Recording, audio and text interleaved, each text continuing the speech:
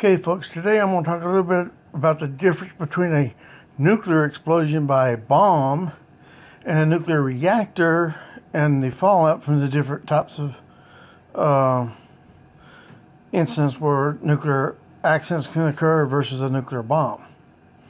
First, let's cover a nuclear bomb. Only 5% of the output of a nuclear bomb is actually dedicated dangerous fallout. You have one instant kaboom, and only 5% of it deposits afterwards that's still there after a reasonable amount of time, such as in this case iodine 131, cesium 134 and 37, and strontium 90. Basically, in a nuclear bomb, there's not very much of that stuff. Bombs are comparatively small compared to a nuclear reactor, too, when it comes to total fissionable material. Now, let's go to a nuclear reactor. A nuclear reactor is designed to produce energy over a period of time. Okay? That's the reason you rarely ever hear of a nuclear reactor blowing up. Even when something like Fukushima happens, most of the radiation occurs after the meltdown, not during the meltdown. In a bomb, it's during the actual explosion. And that's a major difference. Now let me explain it to you a different way. Take your Molotov cocktail, if you've ever heard of one, make you one of those and throw them at something and see what happens. Then get you a nice little oil heater, put you a couple of gallons of oil in it, and put it on high and see how long it burns. That's the difference, folks. Where that one Molotov cocktail gives you one punch of heat, and then 10, 15 minutes later, it's gone, never comes back again.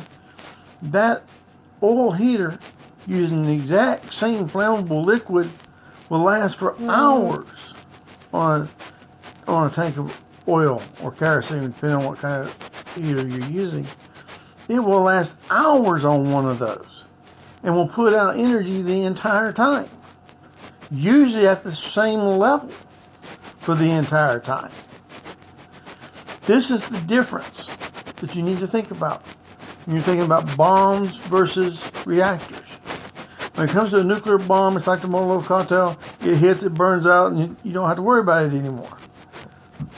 But with a nuclear reactor, it continuously produces for much longer periods of time than a bomb version of it would. Just like the kerosene heater would burn for hours on its fuel load, it'll keep burning until the fuel load is depleted. The same is true of a nuclear reactor. It will continue reacting until there is no nuclear fuel to react anymore. And that, folks, is why the other day I made up this equation. Let me show it to you. That's why I made up that equation for. There it is.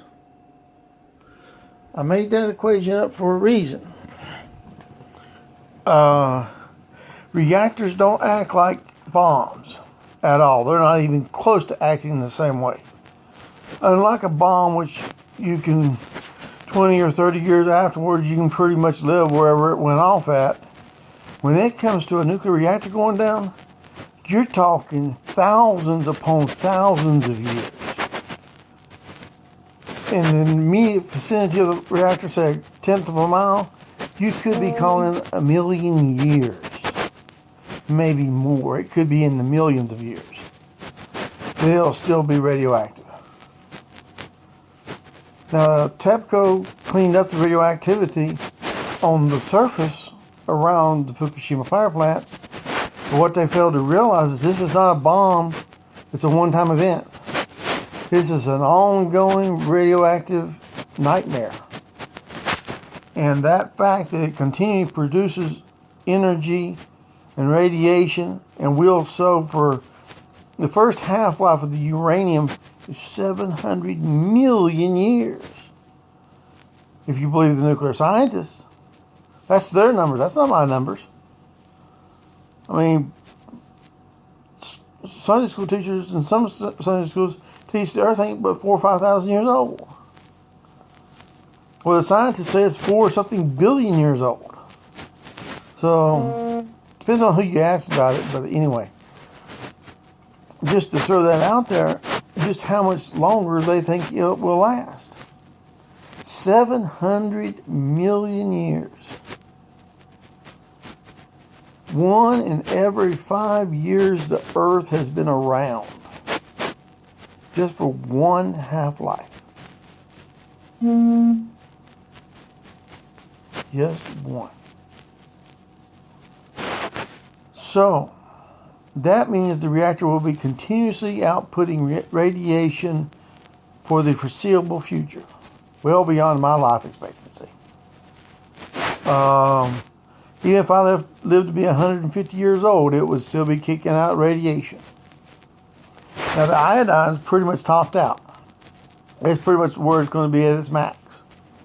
But some versions, such as the cesium and the strontium, have not maxed out yet. They're still producing more radiation than is half-life.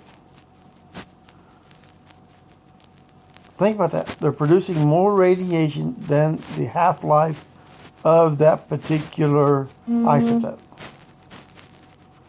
That means more radiation is accumulated on the ground, in the air, in the water.